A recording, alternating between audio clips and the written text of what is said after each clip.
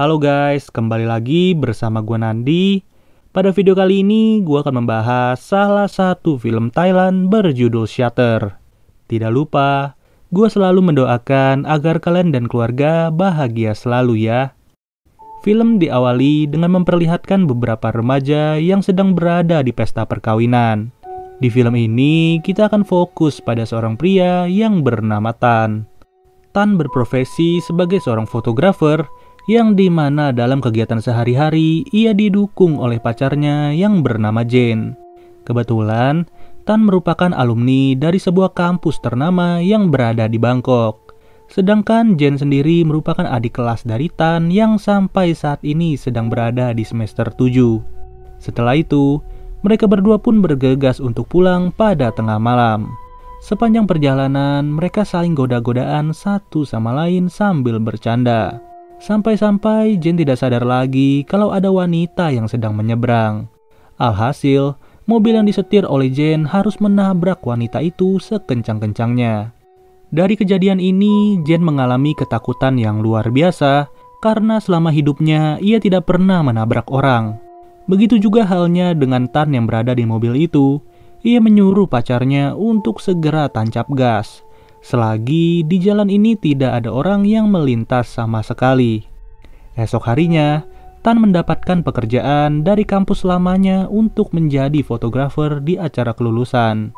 Pada awalnya, semua berjalan baik-baik saja dan sedikit pun tidak ada yang terlihat janggal. Saat sampai di apartemen, Tan langsung menyuci roll filmnya di dalam ruangan merah. Ya, sebagai informasi tambahan, ruangan ini bisa disebut kamar gelap yang digunakan untuk mencetak roll film sampai menjadi lembaran foto.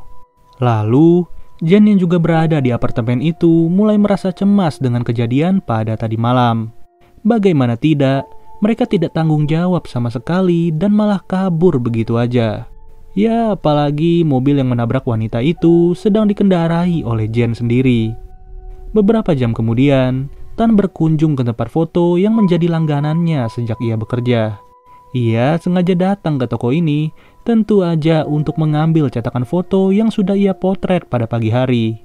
Hanya saja, hasil foto yang ia dapatkan tidak senormal seperti biasanya.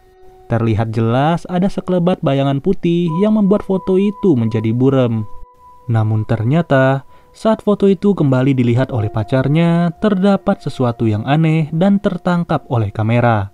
Yang dimana sosok aneh itu lebih menyerupai seorang perempuan dan ikut foto pada saat itu. Hal ini membuat Jane makin khawatir dan ketika itu juga mereka pun datang ke lokasi tabrakan. Mereka pun gak mau bertele-tele lagi dan Tan langsung menanya apakah ada korban dari peristiwa yang terjadi. Secara mengejutkan, petugas itu berkata bahwa tidak ada korban sama sekali dan semuanya baik-baik saja. Lalu, Tan sengaja menyuruh teman-temannya untuk memeriksa rumah sakit dan ternyata tidak ada laporan korban yang terjadi pada malam itu. Pada esok hari, Tan masih saja tidak percaya dan ia pun sengaja memeriksa selembar foto yang menangkap seorang perempuan. Di saat yang bersamaan, Jane sedang berada di dalam kampus untuk mengikuti pelajaran fotografi. Singkat cerita, Tan yang masih berada di ruangan merah secara tiba-tiba dihampiri oleh pacarnya. Gak lama dari itu, ia mendapat sebuah telepon yang ternyata berasal dari Jane. Seketika itu juga, Tan langsung merasa terheran-heran bagaimana bisa Jane berada di kampus sedangkan baru saja ia dihampiri oleh perempuan. Setelah selesai menjemput Jane, Tan merasa tidak enak badan dan lehernya mengalami pegal yang luar biasa. Lalu ia pun berkunjung ke rumah sakit untuk menjalani pemeriksaan. Beruntungnya setelah di ronsen, tulang-tulangnya terlihat baik dan tidak ada masalah sedikit pun. Kemudian, Jane yang sedang berada di apartemen Tan masih penasaran mengenai foto-foto itu. Setelah dicocokkan, ternyata bayangan putih itu membentuk pola yang mengarah pada suatu ruangan di kampus mereka. Saat itu juga, Jane langsung datang ke kampusnya hanya untuk mencari tahu mengenai ruangan itu. Dari sini, terlihat jelas bahwa ruangan yang dimaksud adalah ruangan laboratorium. Namun, angin yang ada di ruangan ini benar-benar kencang sampai membuat Jane panik sendiri. Dari kepanikannya, ia secara tidak sengaja melihat sebuah foto yang berada di ujung ruangan. Bisa kalian lihat sendiri, di foto itu ada sesosok perempuan yang sedang memegang sebuah piagam. Jen yang baru saja melihat perempuan itu langsung teringat dengan korban yang ia tabrak dan juga sosok yang dipotret oleh pacarnya. Anehnya, Jen juga menemukan sebuah foto yang memperlihatkan pacarnya sedang berdua bersama perempuan itu. Di sisi lain, Tan sengaja menghampiri temannya yang baru saja menikah untuk bercerita. Tapi bukannya disambut oleh temannya, Tan malah disambut dengan kondisi apartemen yang begitu kacau. Dari ujung ruangan, ia melihat temannya sudah memanjat balkon apartemen dan langsung lompat begitu aja. Saat berada di rumah sakit, Tan dihampiri oleh istri temannya yang merasa tidak percaya dan langsung bertanya kepada Tan. Wanita itu bertanya apa yang sebenarnya terjadi kepada suamiku. Di tengah-tengah perasaan sedih, wanita itu memberi informasi bahwa kedua teman suaminya juga bunuh diri belakangan ini. Lebih ngerinya lagi, teman-teman dari suaminya yang tewas itu adalah orang yang sama ketika menghadiri acara pernikahan. Sepulang dari rumah sakit, Jen memberanikan diri untuk memperlihatkan foto pacarnya bersama perempuan misterius.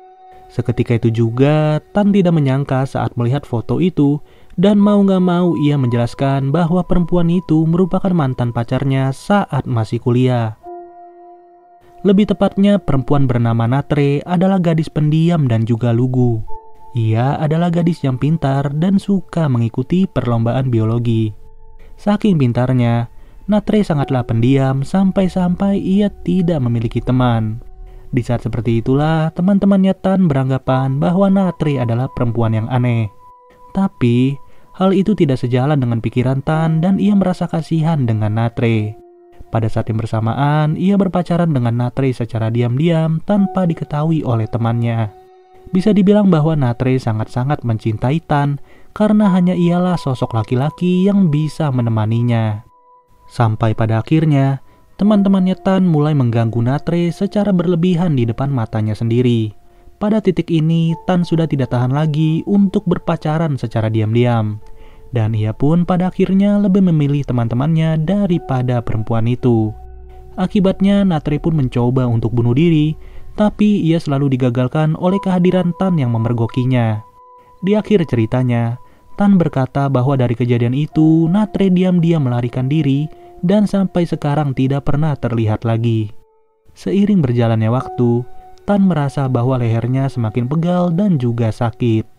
Ia sempat berpikir mungkin saja ada penyakit langka yang menyerang dirinya tanpa disadari. Namun, di saat yang bersamaan, Jen secara diam-diam sudah memotret dirinya bersama Tan. Esok harinya, mereka berdua sengaja berkunjung ke desa untuk mencari alamat Natre. Benar saja, mereka berhasil mendatangi rumahnya dan terlihat seorang wanita yang berada di halaman. Ternyata wanita ini adalah ibu kandung Natre yang menjaganya sedari kecil. Tanpa basa-basi, Tan langsung bertanya mengenai keberadaan Natre yang selama ini sudah hilang. Seketika itu juga ibunya menjawab bahwa Natre sedang tidak enak badan dan tertidur pulas di kamarnya. Mendengar hal itu, mereka pun bingung sekaligus kaget mengenai jawaban dari ibunya Natre. Lalu, wanita itu pun izin pergi ke dapur untuk memasak makanan favorit dari anaknya. Di saat seperti itu, Tan bersama pacarnya secara diam-diam menaiki lantai 2. Tidak jauh dari anak tangga, terdapat sebuah kamar yang merupakan kamarnya Natre. Natre terlihat sedang tidur pulas sambil berbaring di atas kasur. Namun ternyata, sosok yang berbaring itu adalah mayatnya Natre yang sudah kering. Seketika itu juga ibunya Natre marah besar setelah menyadari keberadaan mereka di kamar anaknya. Kemudian mereka berdua bertanya apa penyebab kematian dari Natre sendiri. Tapi ibunya malah tidak menjawab dan berkata bahwa Natre masih hidup. Setelah itu, Jen pun memperlihatkan sosok Natre yang terlihat di sebuah foto. Tan beranggapan dengan keberadaan jasad Natre yang berbaring di kamar akan membuat rohnya menjadi tidak tenang. Dari sinilah, mereka membujuk wanita itu agar mengadakan pemakaman yang layak bagi jasad Natre. Sepulang dari rumahnya, mereka pun menginap di sebuah hotel untuk beristirahat pada malam itu. Tapi tiba-tiba, Tan langsung dikejutkan dengan kehadiran sosok Natre yang menghantuinya. Ketika itu juga Tan pun berlari sekencang-kencangnya tanpa ragu sama sekali. Tangga demi tangga ia turuni satu persatu, sampai-sampai ia malah bertemu sama Jen yang sudah menunggu. Hanya saja sosok itu sudah jelas bukanlah Jen yang asli, melainkan sosok Natre yang menyamar. Mau tidak mau, Tan yang tidak punya pilihan lagi langsung menggunakan tangga setapak untuk kabur. Mau bagaimanapun ia mencoba kabur, tetap saja Natre berhasil menjebaknya. Alhasil Tan tidak bisa lagi mengontrol dirinya dan ia pun harus terlepas dari tangga itu. Saat esok hari, ia sudah berada di rumah sakit dengan kondisi luka yang cukup parah. Jen yang berada di sebelahnya berkata bahwa semua akan baik-baik saja karena Natre akan segera dimakamkan. Lalu, mereka pun diundang untuk hadir ke prosesi pemakaman dari jenazah Natre. Seperti yang kita lihat, untuk negara Thailand mayoritas penduduknya menggunakan cara kremasi sebagai proses pemakaman.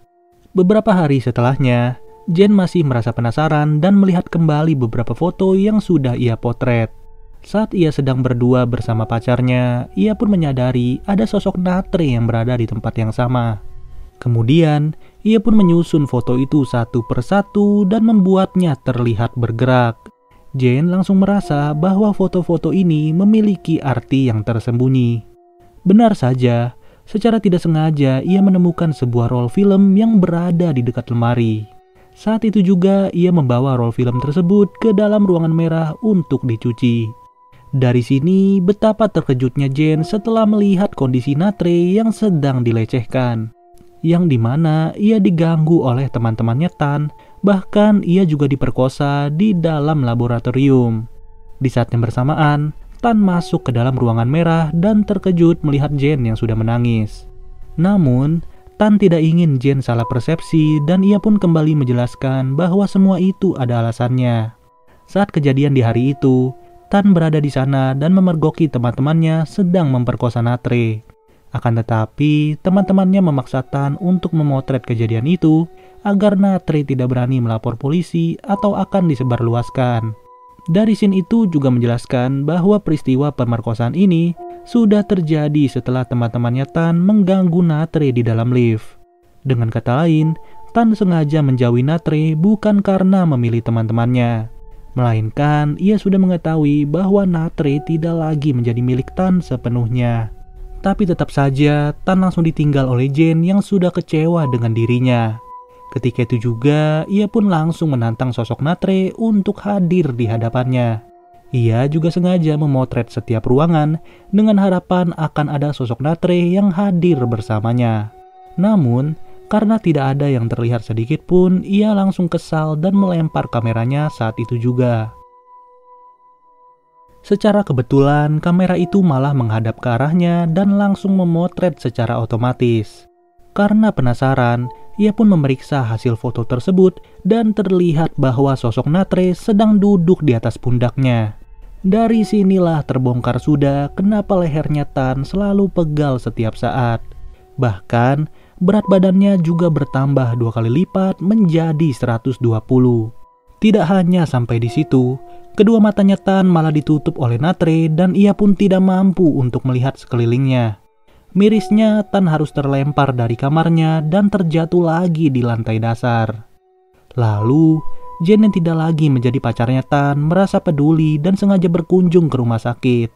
Tapi kali ini rumah sakit yang dikunjungi adalah rumah sakit jiwa. Di dalam ruangan itu, terlihat bahwa Tan sedang terduduk sambil membongkok begitu parah. Ngerinya lagi, sampai detik ini ia pun masih diduduki oleh sosok Natre. Ya, pada intinya film ini mengajarkan kita untuk lebih bertanggung jawab pada peristiwa masa lalu. Karena apapun yang terjadi di masa lalu masih ada kemungkinan untuk berpengaruh di masa depan. Oke deh guys, mungkin segini aja pembahasan dari film Shutter. Sampai bertemu lagi di video berikutnya. Gua Nandi cabut dulu. Dadah.